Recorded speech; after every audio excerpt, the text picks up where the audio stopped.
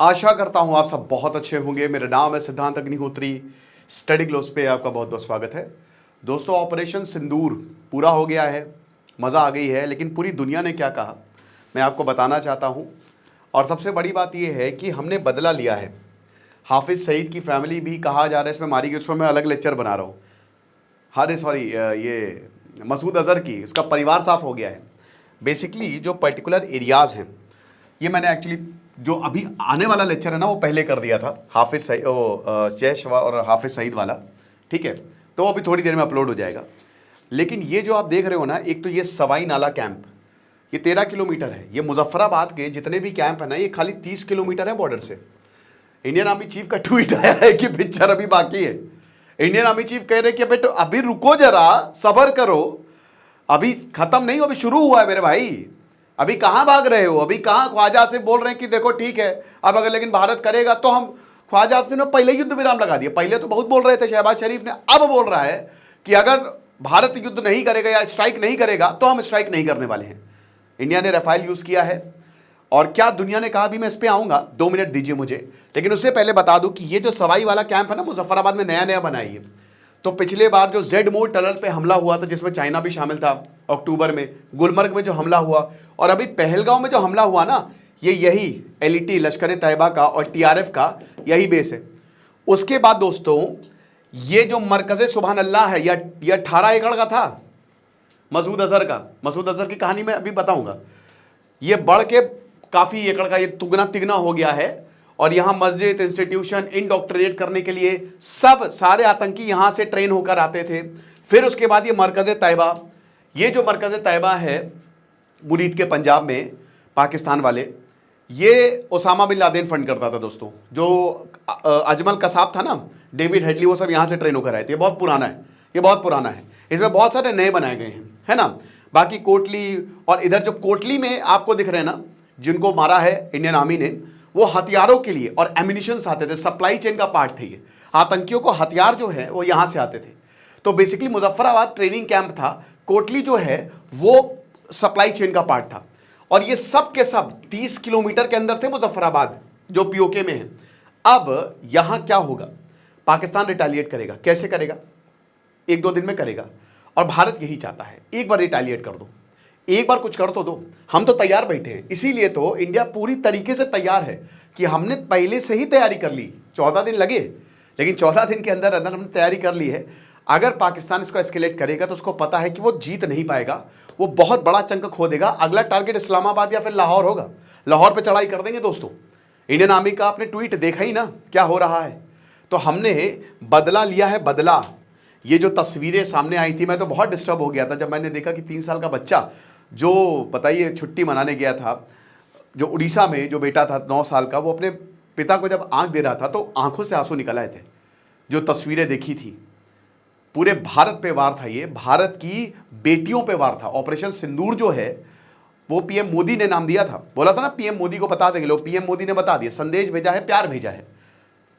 सिंदूर छीना तुमने हमारी बेटियों का, ऐसा लगा ना कि हमारे परिवार पे हमला हुआ है और हमने तुमसे जमीन छीन ली, हमने तुम्हारी नस्लें मिटा देंगे। और कहा जा रहा है कि ये जो जैश का जो फाउंडर है ना, मसूद अजहर का परिवार खत्म हो गया, यहां पे मर गया वो, ये चीज है। लेकिन फिलहाल दुनिया ने क्या कहा है, बात करेंगे। साइकोलॉजी ऑफ नेटवर्किंग दोस्तों, ये कोर्स 11 मई को शुरू होगा। साइकोलॉजी डॉक्टर मयूरिका दास बताएंगी, तो आप इस कोर्स को अवेल करें, आपको फायदा होगा। और चैनल को सब्सक्राइब कर लें। अब मैं आपको बताता हूं कि दुनिया क्या कह रही है। देखिए, चाइना और टर्की ये पाकिस्तान के साथ है। चाइना ने अपनी हिपोक्रेसी दिखा दी है। अभी तक चाइना न्यूट्रल था। कल यूनाइटेड नेशन में भी उसने पाकिस्तान की जब चड्डी उतारी गई, तब भी यूनाइटेड नेशन में चाइना ने साथ नहीं दिया पाकिस्तान का। लेकिन अब वो कह रहा है कि बहुत ही रिग्रेटफुल है जो इस तरीके की स्ट्राइक्स भारत ने की है, और दोनों लोग रिस्ट्रेंट बरते। अब उसने ये नहीं बोला है, उसने ये नहीं बोला है कि मतलब उसने हम सपोर्ट है, ये रिग्रेट किया है उसने। 2 मतलब निकाले जा सकते हैं। टर्की ने बोला है कि ये तो आपकी टेरिटोरियल इंटीग्रिटी का हनन है, आपकी सॉवरेनिटी का हनन है। तो टर्की अर्दोगान की औकात ही क्या है?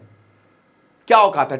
अर्दोगान की कोई औकात नहीं है दोस्तों दुनिया में, उसको हर कोई मार के चला जाता है। ओके।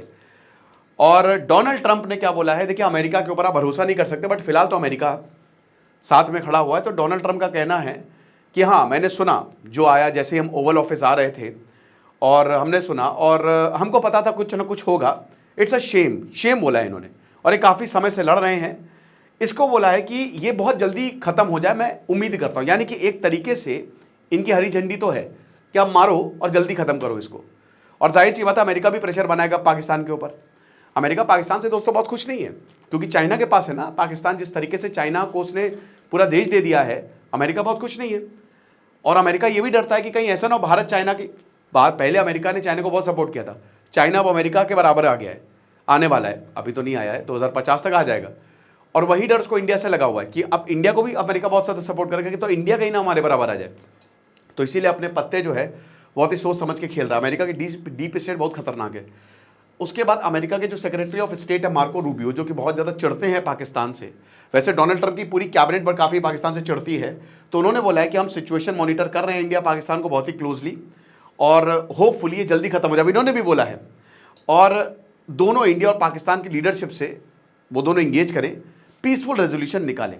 साफ साफ दिख गया है, साफ साफ तुमको सबूत दे दिए हैं कि ये आतंकी संगठन के ठिकाने हैं जहां पे हमला हुआ है। अब क्या करें, कितना सबूत दे भाई, इसके बावजूद कौन सा पीसफुल डायलॉग।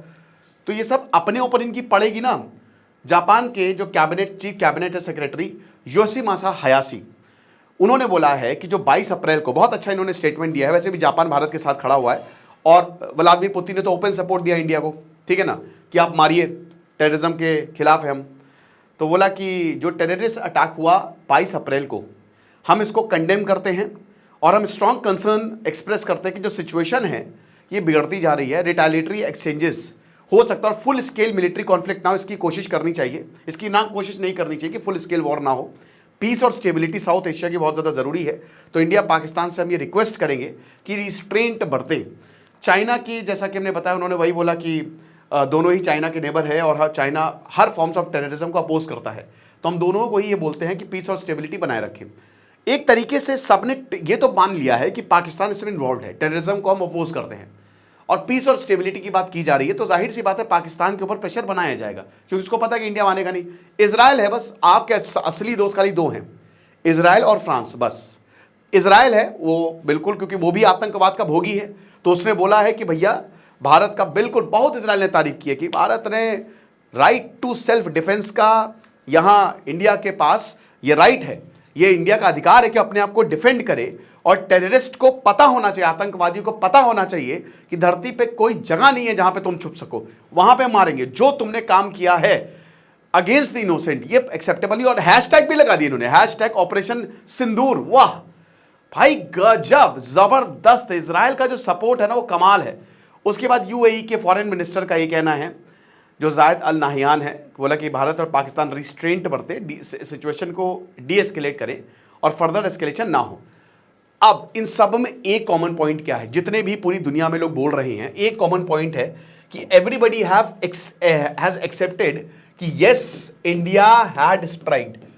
और अब सब ये समझ गए हैं कि पाकिस्तान का इसमें रोल था। दूसरा, अब पाकिस्तान कोई रिटेलिएशन ना करे। किसी ने भारत को कंडेम नहीं किया, किसी ने कुछ भी नहीं बोला, टर्की को छोड़ दीजिए, चाइना ने भी नहीं बोला, इंडिया का नाम नहीं लिया, ठीक है। सबको पता है कि भारत मारेगा ही मारेगा, और सबको बता भी दीजिए पहले। अब पाकिस्तान के ऊपर सब प्रेशर क्रिएट कर रहा है कि चुप रहना, अगर तुम चुप नहीं रहोगे तो पीछे 4 बेत हम लगा के जाएंगे तुम्हारे, और निशान पड़ेगा सो अलग, ये कहा है। तो देखेंगे जो होगा। और अभी जैसा कि मैंने बताया पूरे दिन हम बात करेंगे, मैं लाइव भी आऊंगा, आपके सवाल मेरे जवाब शाम 6 बजे। खुश रहिए, पढ़ते रहिए। जैसे सिद्धांत अग्निहोत्री साइनिंग ऑफ। बच्चे पीओके का लेक्चर कह रहे दोस्तों, मेरा पूरा हो गया था, मैंने 2 बार वो लेक्चर किया, एक बार 1.5 घंटे का, एक बार 2 घंटे। पता नहीं ऐसी किस्मत मेरी फूटी है, एक में बार तो आवाज ही नहीं आई और दूसरे में वो पता नहीं क्या एरर आ रहा है, तो मुझे इसको दोबारा करना पड़ेगा। उसके बाद मैंने किया नहीं, लेकिन मैं आपको वादा करता हूं कि कल तक मैं अपलोड कर दूंगा, ये मेरी आपसे गारंटी है। खुश रहिए, पढ़ते रहिए। Thank you.